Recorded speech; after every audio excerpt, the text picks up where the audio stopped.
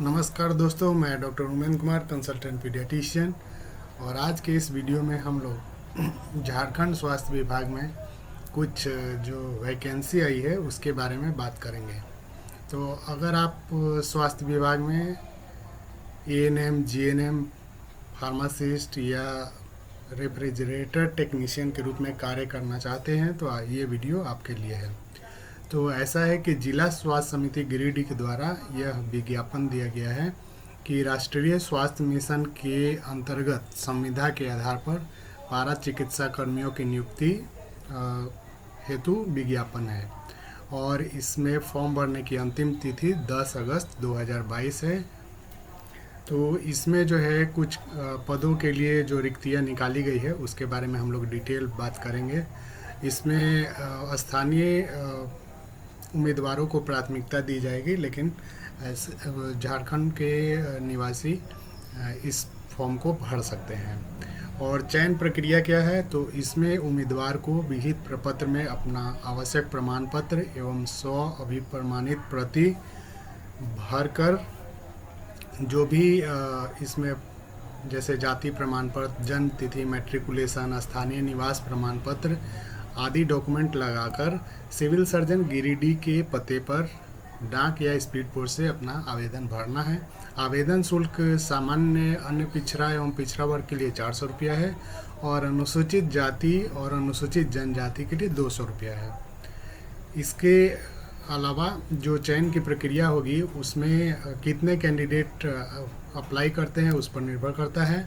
तो इसमें जो है, जो भी आपने परीक्षाएं दी हैं, शैक्षणिक और तकनीकी परीक्षा, उसमें आपके क्या मार्क्स आए हैं, अगर ज़रूरत पड़ी तो रिटेन टेस्ट और स्किल टेस्ट जिसमें कंप्यूटर स्किल कुछ पदों के लिए का टेस्ट होगा। और फॉर्म भरने के बाद आपको इसमें सीधा बोला गया है कि स्थानीय अभ्यर्थी को प्राथमिकता दी जाएगी और अंतिम रूप से तैयार की गई मेधा सूची सिविल सर्जन और उपायुक्त के कार्यालय में 1 सप्ताह के लिए प्रकाशित की जाएगी। और सूचना पट पर सूची के प्रकाशन होने की सूचना समाचार पत्र के माध्यम से दी जाएगी। प्राप्त आवेदन पत्रों, अंक पत्रों एवं प्रमाण पत्रों को कंप्यूटर में प्रविष्टि कर उसे वेबसाइट पर अपलोड किया जाएगा। अगर आपको कोई आपत्ति है तो आप क्लेम कर सकते हैं। इसमें चयन की शर्तें क्या है, तो यह जो है संविदा के आधार पर इसमें कोई नियोजन नहीं होगा, ये मानदेय बेस्ड आपका नियुक्ति होगी।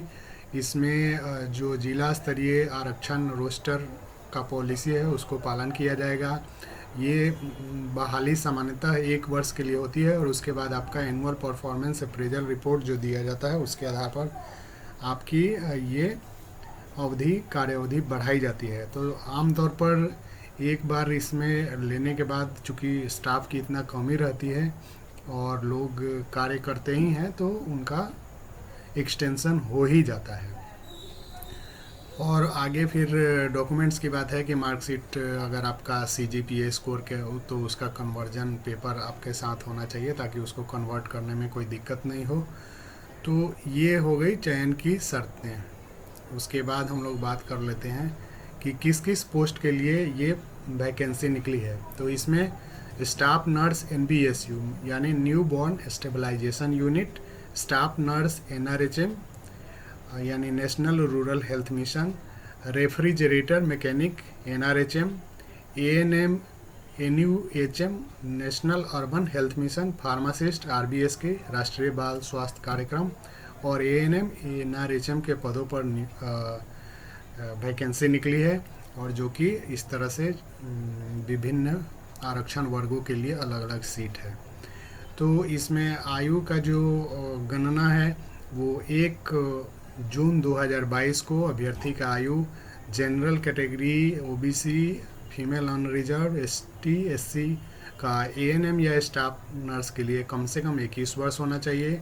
और अन्य पदों के लिए भी यही आयु निर्धारित की गई है। और मैक्सिमम एज लिमिट विभिन्न वर्गों के लिए इस कॉलम में आप देख सकते हैं। उसके बाद इसमें है कि क्या क्वालिफ़िकेशन चाहिए, तो स्टाफ नर्स के लिए वो 10+2 या इंटर पास हो, उसके साथ 3 साल का GNM की डिग्री उनके पास हो और वो झारखंड नर्सिंग काउंसिल से रजिस्टर्ड हो। उसके अलावा स्टाफ नर्स एनआरएचएम के लिए भी ऑलमोस्ट वही योग्यता है और उनका मानदेय 12,000 रुपये है, जबकि स्टाफ नर्स एनबीएसयू का 14,300 है।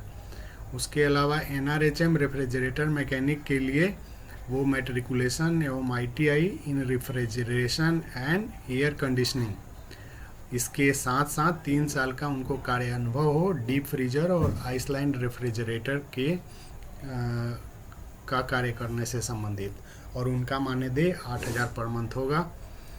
एएनएम नेशनल अर्बन मिशन के लिए जो योग्यता है वो है 10+2 या इंटरमीडिएट, और उन्होंने किसी मान्यता प्राप्त संस्थान से एएनएम का कोर्स किया हो और झारखंड नर्सिंग काउंसिल से उनका रजिस्ट्रेशन हो।